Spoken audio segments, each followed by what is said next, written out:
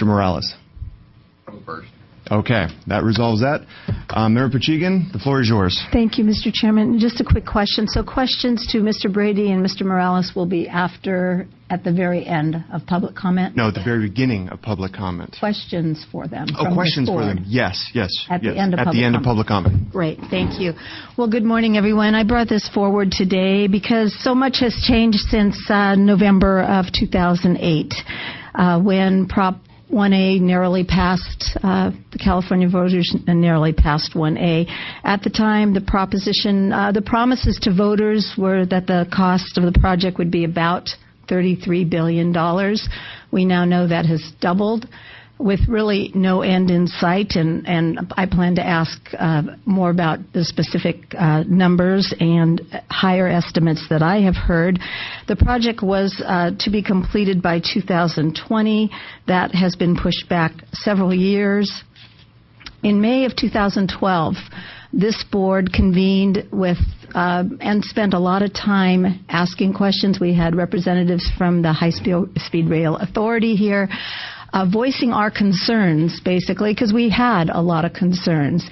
And we were told, hold off, give us time, we're working on it. Well, we did choose to hold off. We did give time, and we are now seeing the answers to our concerns and the answers to our questions, and it is completely different, in my opinion, to what was presented to the voters in 2008.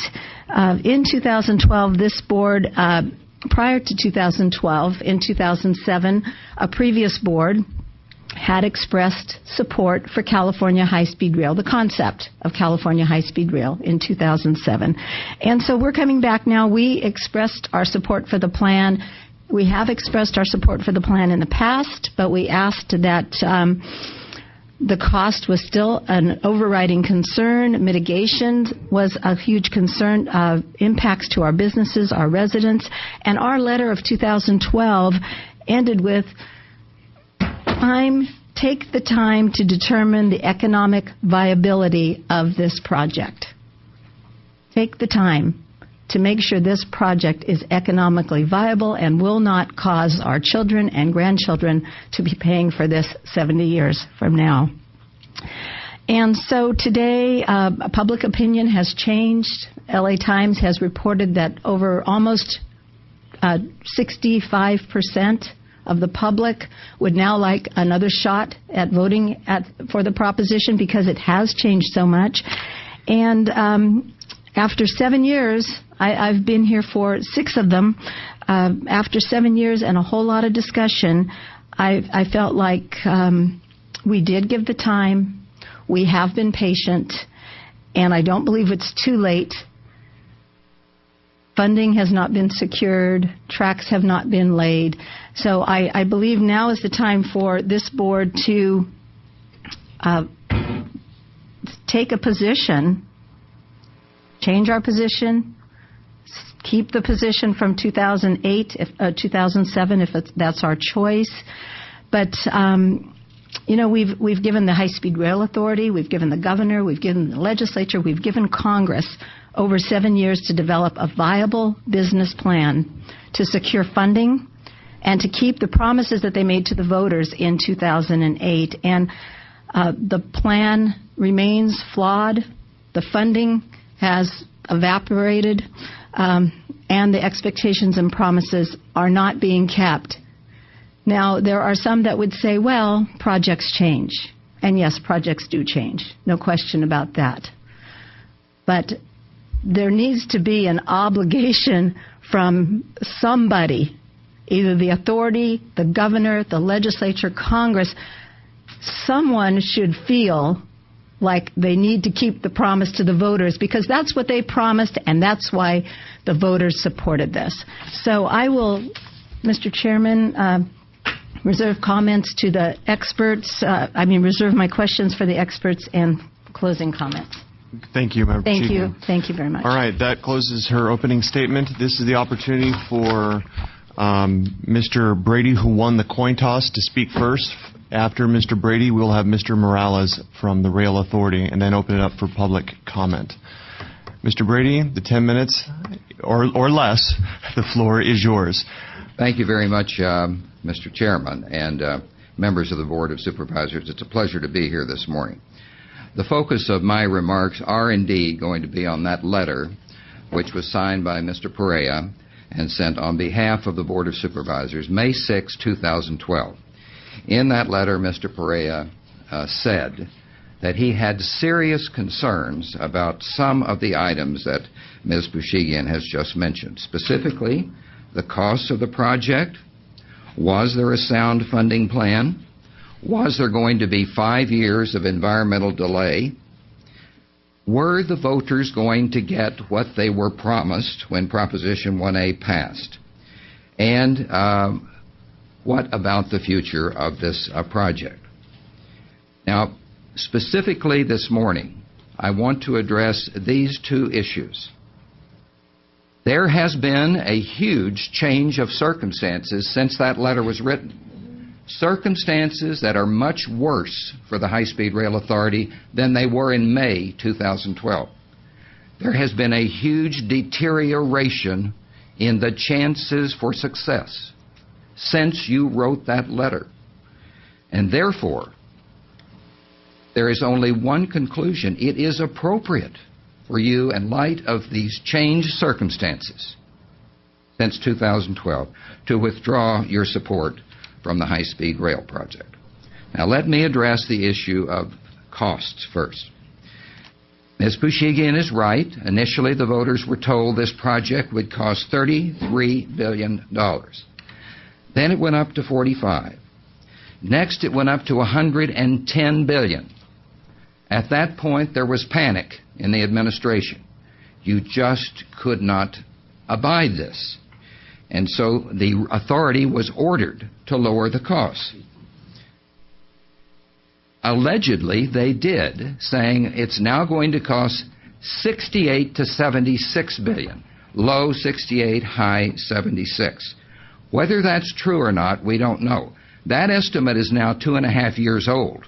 What is it today? We don't really know. But is it a true estimate? Some experts say this project will cost as much as $200 billion.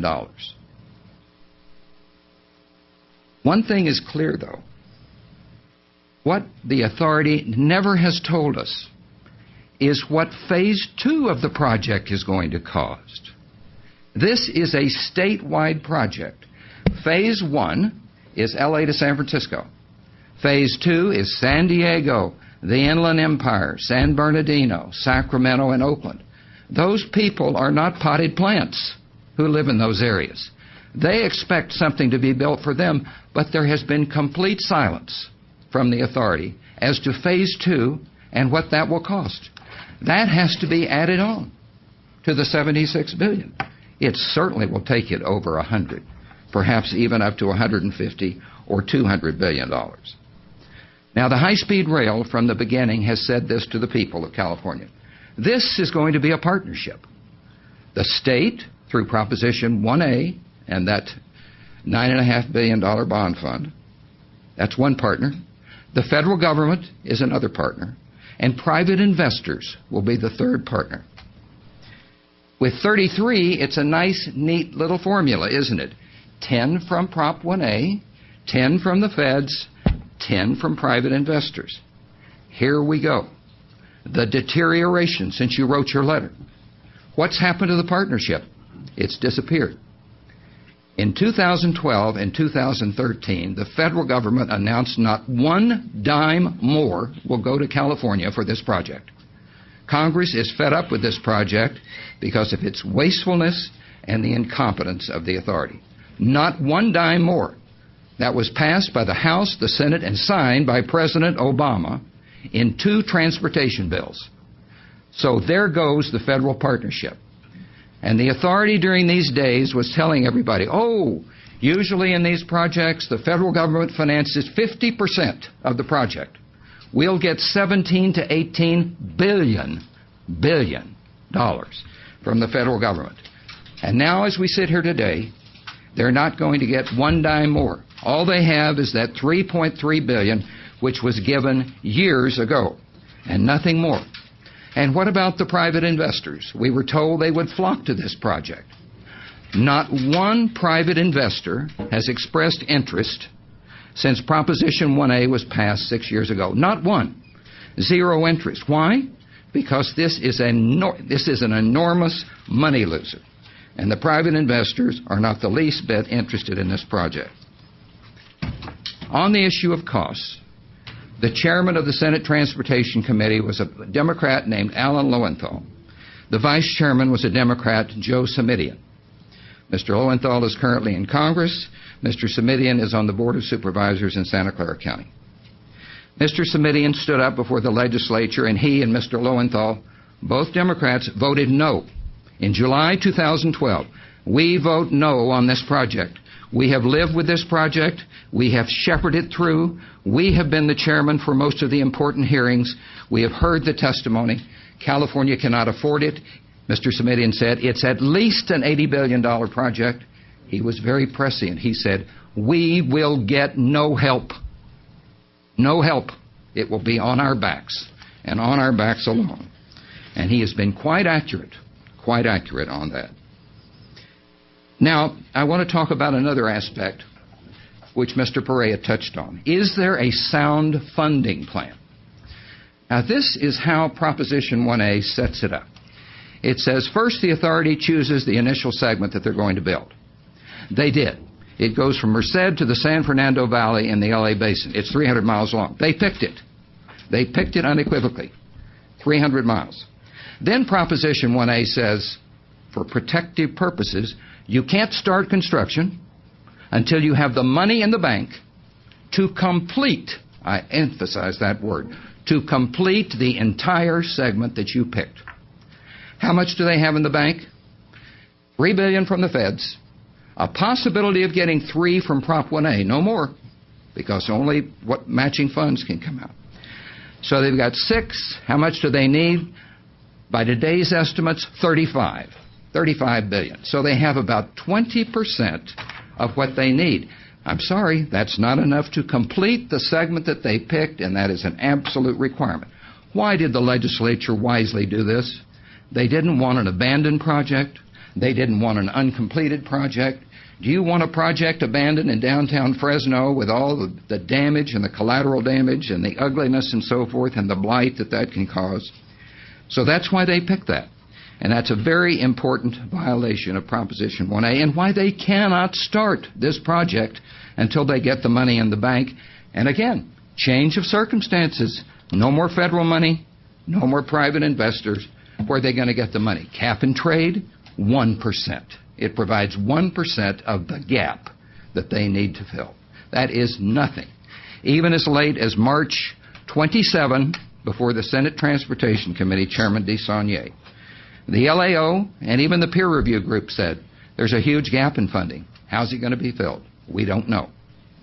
We do not know how this gap is going to be filled.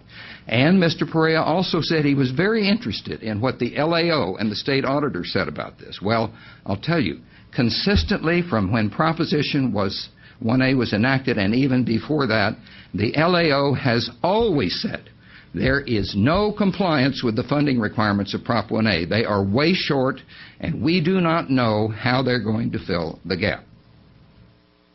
Now, let me make one other comment about another concern of Mr. Perea's. He was very prescient. He said, is there going to be 5 years of environmental delays? You are absolutely right. There will be more than that. Here's why. The legislature, again, very wisely said, you can't start construction until you get all the environmental clearances for the entire usable segment that you picked. What is that? Merced to the San Fernando Valley. How much do they have? They have Merced to Bakersfield. They have nothing beyond Bakersfield. And what lies beyond Bakersfield for this project?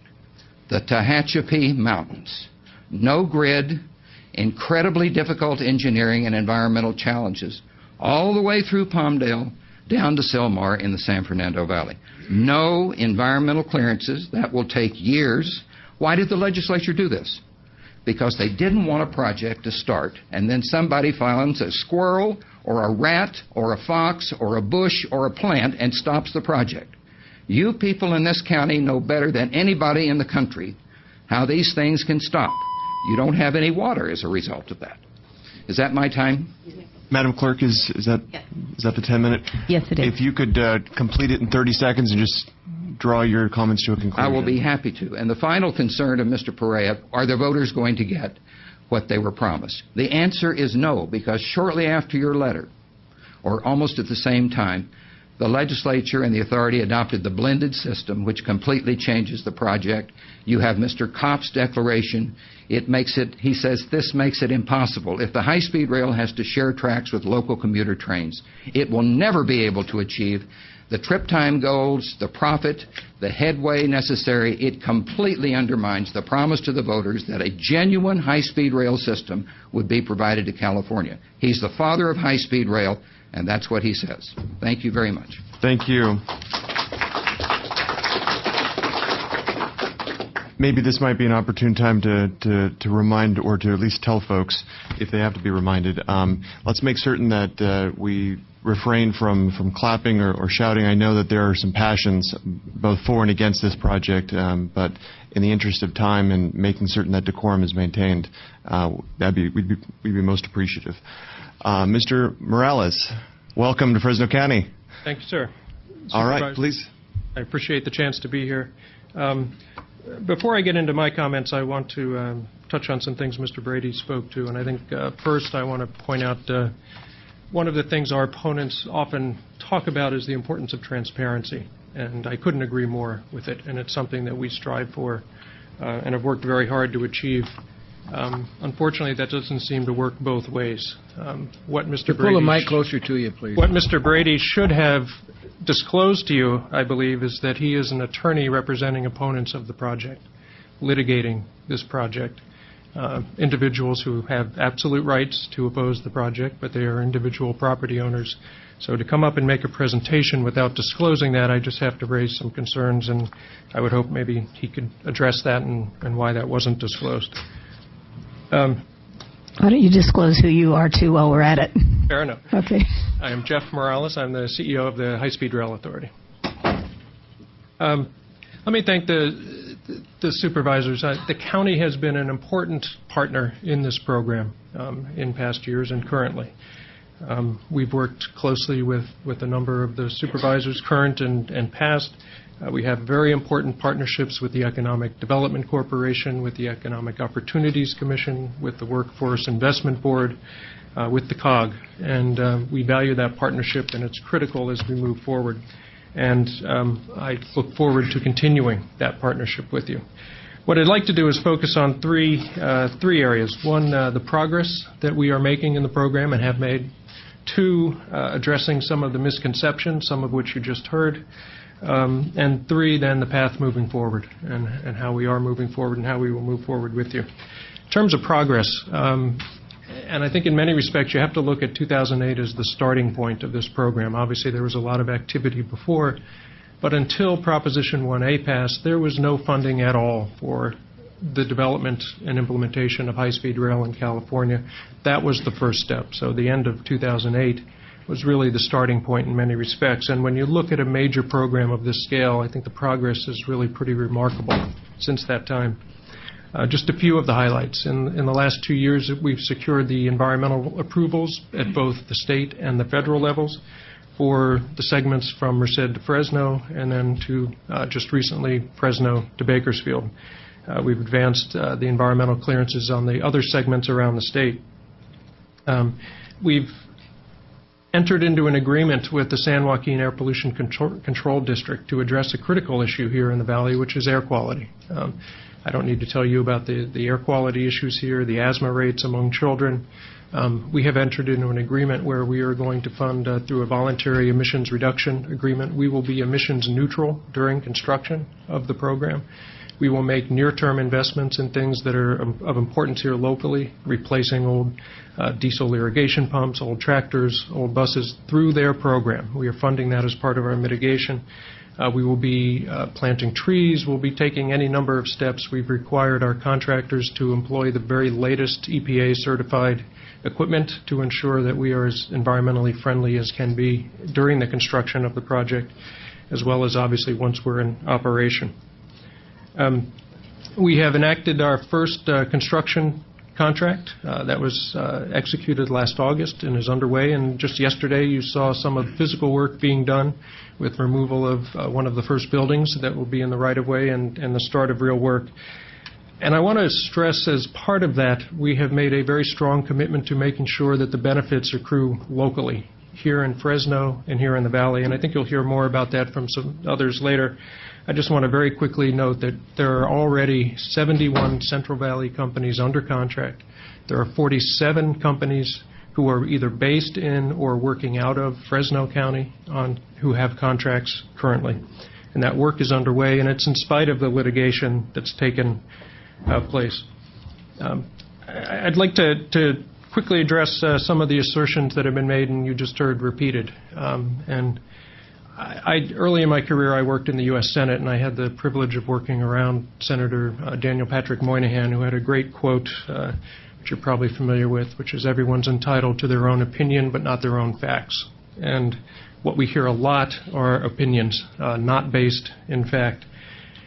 The reality is all of our work, as it should be, goes through extensive peer review groups that either we have composed or that the legislature has appointed. We have also had external independent federal oversight of the program through the Government Accountability Office, reviewing any and all of our information. So when we put out numbers, they are scrubbed and they are reviewed by multiple parties. When you hear assertions made like the ones you just did, they've gone through none of that, and they are just assertions, and I'll touch on a few specifically.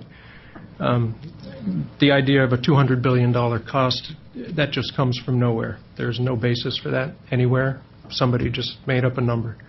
The idea of Phase 2 not being in the system, as if that's something the authority were hiding from the public. Prop 1A specifically limits what we are supposed to report and develop cost estimates to Phase 1 of the system, which is San Francisco, Los Angeles. It makes that very clear delineation. We will ultimately develop those costs, but not now. The trip time, the 2 hours and 40 minutes, that's a design requirement that is in Prop 1A, and we are meeting it. In fact, the current runtime, express runtime between San Francisco and LA is 2 hours and 32 minutes. It's been suggested that we won't be able to achieve the speeds that were called for of 220 miles an hour. Absolutely not true. In fact, the system is being designed to achieve almost 250 miles an hour. We have to do that in order to be able to operate the trains at 220 miles an hour. The system is being designed, the trains will be capable of doing that, and they will operate at those speeds. It's been suggested that the system will require subsidies. Again, not the case. Our business plans make that clear, the numbers make it clear, and those business plans have been reviewed by the legislatively appointed peer review group, among others. People like to play with numbers, and they talk about systems around the world. The fact is, every system around the world, high-speed rail system, on an operational basis is profitable. That is, that its operating revenues exceed its operating costs. That's true even here in the U.S. in the Northeast Corridor. Amtrak's Acela service, which is the closest thing we have to high-speed rail in the U.S., running between Washington and Boston, operates at a profit and, in fact, subsidizes the rest of the Amtrak system. And our numbers go into great detail in explaining how that will work and why it will work. There's been talk about no money, money either having evaporated or gone away. Let's again look back at 2008 when Prop 1A passed. There was not a single dime of federal money available at that time. There never had been a dime of federal money available at that time. There was no other state funding. Today we have $3.3 billion in federal funds committed to this project, and some of it going to work. In fact, the jobs that are being created right here in Fresno are being created with those federal funds that did not exist in 2008. In addition, through the budget this summer, the legislature has now committed, not just for this year, but on an ongoing basis, cap-and-trade funding for this program to keep it going. So we are well ahead of where we were in 2008 in terms of the funding situation. And with regard to private investment, I can tell you Private interest is very strong, it's very active, and it will be there. The issue on that is timing. Many of you are involved in private enterprises, and you know how the private sector works. They don't invest at the front end. They come in when it's appropriate. And we have outlined when and where that will take place. But we just saw, and I'd be happy to provide the board for the record copies of letters that a dozen or so international private firms submitted to the legislature supporting the cap-and-trade investment because it would, in fact, trigger private participation in the program. I also just want to talk about economic viability, and I think you've got to look at this two ways. There's no question, development of a system like this, much like the development of the state highway system, like the development of an airport, like the expansion of any major infrastructure, costs a lot of money. But let's look at the alternatives. We face a growing population in the state. It's going to hit 50 million people in the next few decades. To accommodate that growth and keep this state moving, it would cost 2.5 to 3 times as much as it would cost to build a high-speed rail system to make the same level of investments in roads and airports and in runways. So you have to look at both sides of the equation, the cost of doing something and the cost of not doing it, and what it may cost us through other ways. In closing, let me just say I think one thing is important to keep in mind here, and I think it's certainly true here in Fresno, and I say this in a lot of my talks, that this really isn't about a train.